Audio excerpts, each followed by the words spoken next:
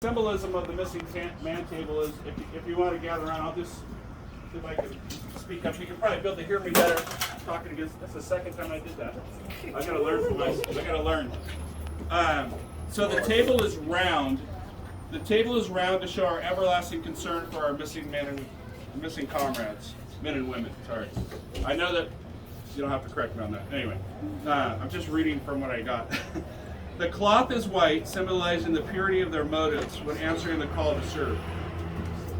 That one is really interesting because in our time that we have today, and I think even like in the post-Vietnam era, we hear about guys coming back and they would be, abuse would be hurled at them in the airport and stuff. And I think that it really is so out of context when I know from my personal experience with my family members, two of my brothers enlisted to serve our country, and their motives were pure. Thankfully, they're both home, but I know when these guys go to serve our country, their motives are pure, and so I love that white tablecloth. The single red rose displayed in a vase reminds us of the lives of these Americans and their loved ones and friends who keep the faith while seeking answers. The red ribbon symbolizes our continued determination to account for our missing. And I think that's kind of interesting because there are a lot of people who are unaccounted for. We don't have their remains back, and it's got to be terrible for the families. A slice of lemon reminds us of their bitter fate, captured and missing in the foreign land. A pinch of salt symbolizes the tears of our missing and their families and the long after answers of decades of uncertainty. It was interesting last year at Fort Rosecrans and feeling the emotion and how raw it was, even though it was 14 years later, I think, last year, 21, yeah. So, in talking to Jill and feeling that as though it just happened, and I can only imagine, I'm not all the way through this yet, but just on that subject, as a kid in 1984, I was a teenager, and my brother, I think 84 when Chuck enlisted, 83 or 84, somewhere around there. I remember, maybe 83. Anyway, it doesn't matter. Rabbit Trail. I was a young teenager. My brother enlisted in the Army, and then about in the late 80s, after he had gone through basic and gone through all of his stuff, the first military action that we had was Panama, and getting rid of Manuel Noriega down there. And he didn't deploy, but I was worried that he would. And I remember feeling that dread that he may deploy. And then he was involved in Gulf War I, and I remember watching. So in Gulf War I, I was 20 years old, not quite 21 yet. My parents never allowed me to drink alcohol. They didn't give me permission to. I did plenty, but they didn't give me permission to until I was 21. But I remember sitting on the sofa in my parents' living room watching CNN, watching the ground invasion. My dad hands me a beer, and he goes, "You can have a beer. We're watching your brother go to war."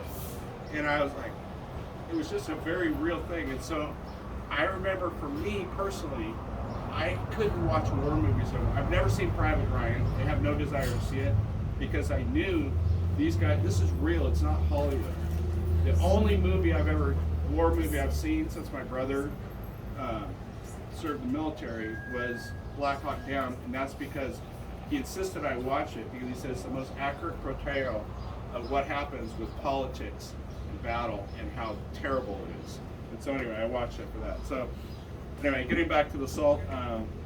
So I can relate to that in that regard. The lighted candle reflects our hope for their return, alive or dead. And the Bible represents the strength gained through faith to sustain us and those lost from our country, founded as one nation under God.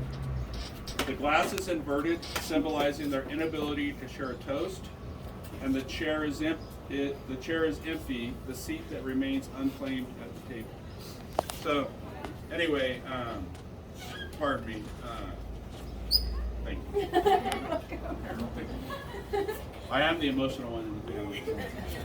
I've always been that way. The only difference is now I'm not really the only one, but I don't care.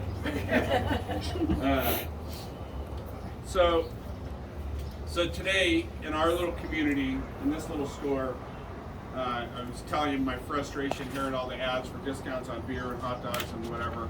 And it just frustrated me that even companies that I know are founded by veterans, they don't include anything about what the meaning of Memorial Day is in their ads. And it just irritated me. So I said, you know what? We're going to do something here. And it won't be great. It'll just be, we're just going to remember what this day is about. And I wasn't sure how to proceed with this because it seems like it should be a very somber, sad, reflective time. And I think that there's an element of that is important, that we should reflect on our loved ones that aren't here, or our friends, or our friends who have lost loved ones. And I think we should have that. But I heard somebody this week who was explosive ordnance disposal. He lost his legs in, I think, Afghanistan. He was being interviewed, and he said, you know, I live a great life. I'm happy every day because I live the life that my teammates can't live because they didn't survive that blast. He goes, I lost my legs. I stepped on it. I lost my legs, but everyone around me died. And he goes, so for me, it's a day to remember, am I doing everything I can do to honor those who have died? Am I living the life that they can't live? Because I am still here. I need to live a life of happiness and joy and productivity, the life that they're not able to live anymore. And I thought that was a very good perspective. Sorry. And because you know, I didn't know how to handle this and do this, but I thought, so I had sent an email out to my team about what we want to do, and I just said, so wherever you're celebrating this weekend, make sure if you have a drink, toast the guys and the gals that can't be here. You know, it's okay to go out and have fun, but let's just remember them and let's celebrate them and be thankful for them and have gratitude for them. So that's what this is all about, and I hope this morning you just have this time of fellowship. And if you feel so motivated, feel free to sign the guest book. I'll just tell you right here. You're okay if Gregory Miller. So his parents are here right now, Jill and Kevin, and they lost their son in Iraq in 2007.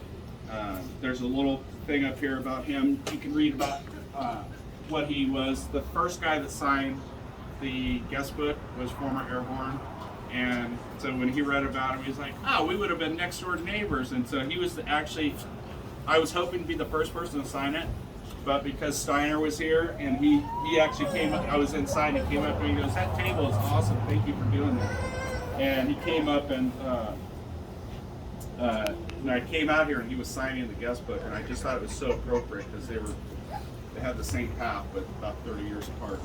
So anyhow, and then this is my cousin Ronnie, my mom's first cousin, and I didn't know anything about him until 1983. I was in Washington, D.C. with a school trip, and my mom was scratching his name on the wall, a piece of paper, and they do the pencil thing and recording his name, and I didn't know anything about him, and she told me about him. And I just thought that was so cool, so I wanted to just pay tribute to him.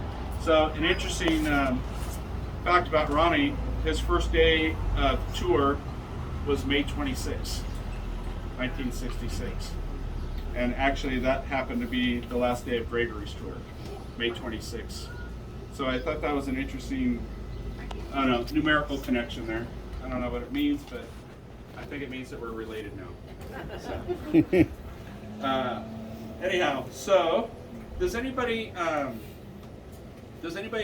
would anybody like to say anything? I'm just gonna, you don't have to, there's no obligation to, it's okay for silence. But if anybody wanted to speak, I just wanted to provide an opportunity to right now. Okay. All right, we'll commence with the flag raising and the national anthem. Oh yeah, so actually in my notes here, I skipped over this because I had it separate from my schedule. Thank you for coming, I think I said that. So thank you to my family for indulging me on these things and the time away. Thank you to my my team that's here that made sure all of this gets put out and is treated with great respect. Aubrey in particular went around and made sure we had all the elements, and she spent a lot of her own time doing that, and she just filled in the gap for me because I overcommitted and she made sure it happened, and I was just very grateful for that. I explained why I wanted to do this year. The winners girls, Nevaeh and Trinity, are going to sing the national anthem for us, and I think I covered everything else in here on my notes, so we'll move on to